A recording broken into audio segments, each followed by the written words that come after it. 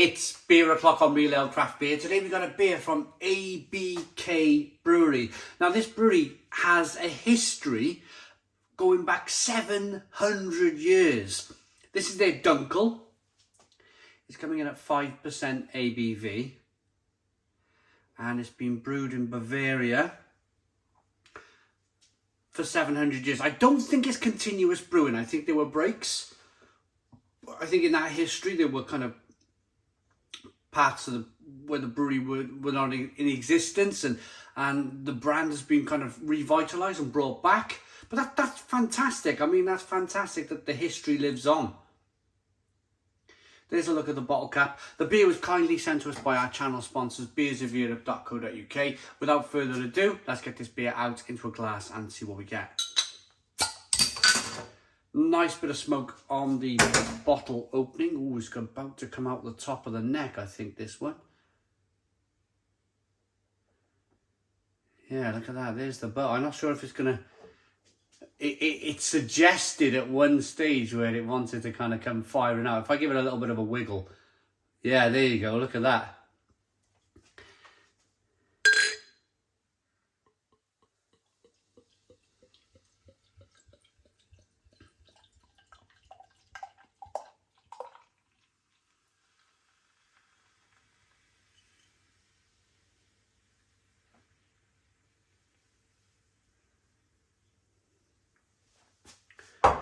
Okay, so we have a one finger, slightly off white head.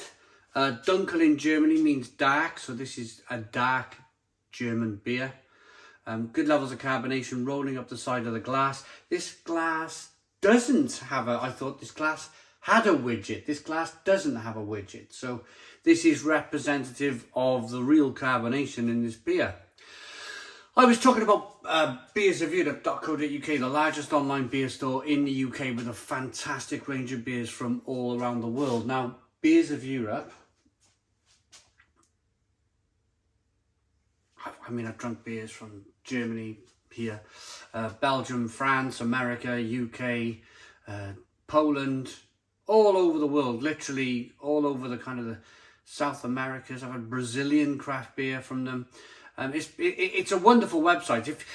What I would say is if you've been on holiday somewhere, maybe somewhere exotic, or maybe somewhere further afield where it's not so much exotic, but you think that you're not going to be able to get that beer that you would enjoy in whilst away or on holiday, check out beersofeurope.co.uk, because you might find that they have the beer that you were drinking away all the way back home in the UK.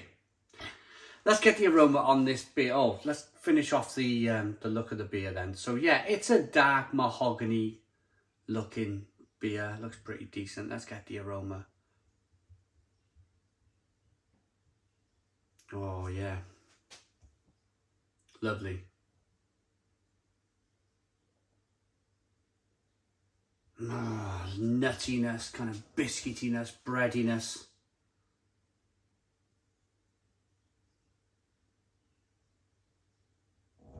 I love a Dunkel. I love a Dunkel. It's the combination. It's a bit like a British dark ale, but with that wonderful German yeast. There's a certain yeasty esteriness. There's and the way the Germans use their hops. This is like a dark, nutty, biscuity, bready aroma, but with faint aromas of plum and fig and prune.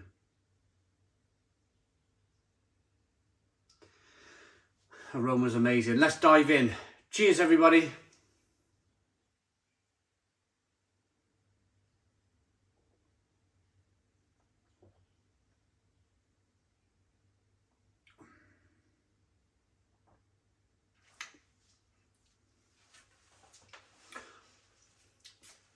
A little bit of smoke, a little bit of tobacco, pipe tobacco smoke coming through.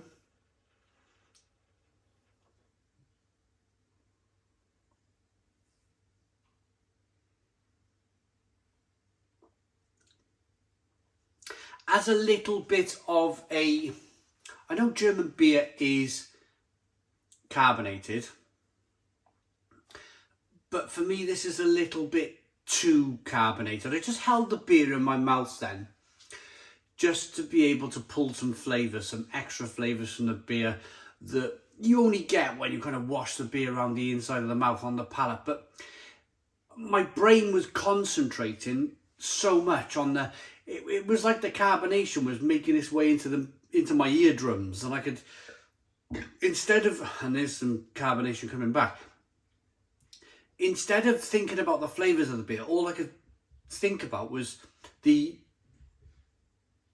hissing of the carbonation in my ears. It was quite violent in the mouth. So I would like to knock some of that out. I would like to knock some of that carbonation out. So what I would do in this situation is drink some more of the beer and then really kind of wash it round a little bit, just to try and free up some of that carbonation, get rid of some of it, because it's a little bit too much. It's a little bit too violent, if that makes any sense.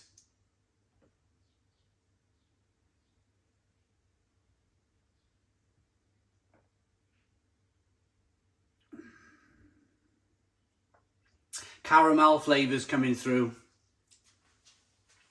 a nuttiness, a biscuitiness, that balance then between that lovely biscuity, bready, darker malt that's used is probably red malt used in this beer, a tiny amount of roasted malt, I would say, just the most smallest amount of roasted malt to get this beer to be as dark as it is. That's giving off, as I said earlier, that kind of pipe tobacco smoke, a little bit of dark chocolate in there. It's a lovely beer, and then that kind of balances off with the plum, the fig, the prune, the hops in the beer that clash with that darker malt. And instead of getting flavours of stinging nettle and lemon, you're getting more, the plum and the fig and the prune is clashing with the malt and giving off slightly different flavours. It's a decent beer. It's a decent beer.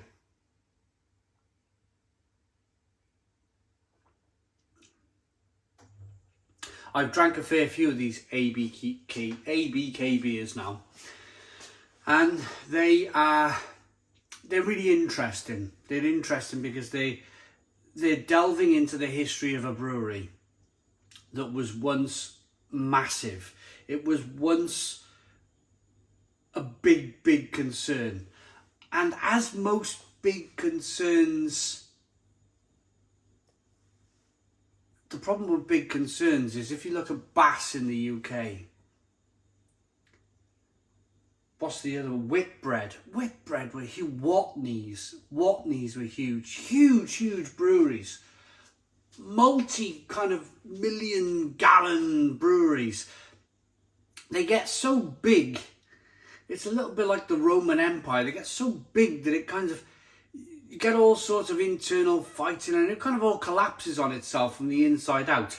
I don't really know the history of ABK, but I can imagine from the massive breweries in the UK that were finally bought out, that they just become too big to manage, and it becomes too big, and it's kind of, it almost gets out of control. And I can imagine that's what happened with this German brewer, is that they were so big once upon a time that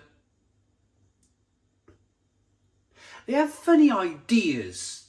So what happened to Whitbread and Watney's was that they decided to become pub companies. So if you go to a Premier Inn, the little pub on the side of the Premier Inn is basically a Whitbread pub with a Premier Inn brand as a hotel, and then a coffee chain in Costa. That's what happened to Whitbread. They stopped brewing beer altogether. Watney's, I believe, became a pub company. They just pulled out of brewing altogether and just had a big pub chain.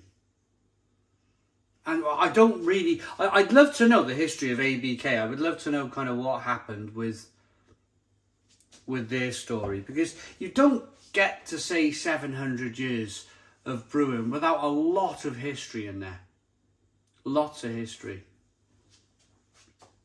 I'm going to wash some of that carbonation out of the beer now. let it settle down a bit. I'm going to see if there's any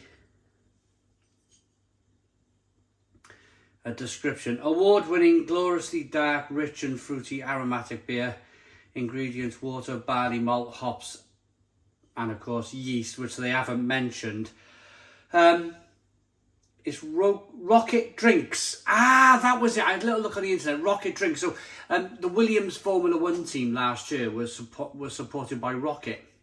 2021, you see Rokit on the side of the car. So they're owned by Rokit, this company, and Rokit's a massive, massive firm. I did do a little bit of digging. So knocking some of the carbonation out of the beer then, I'm going to give my final thoughts on a rating. ABK Dunkel. Looks good, smells good, tastes good.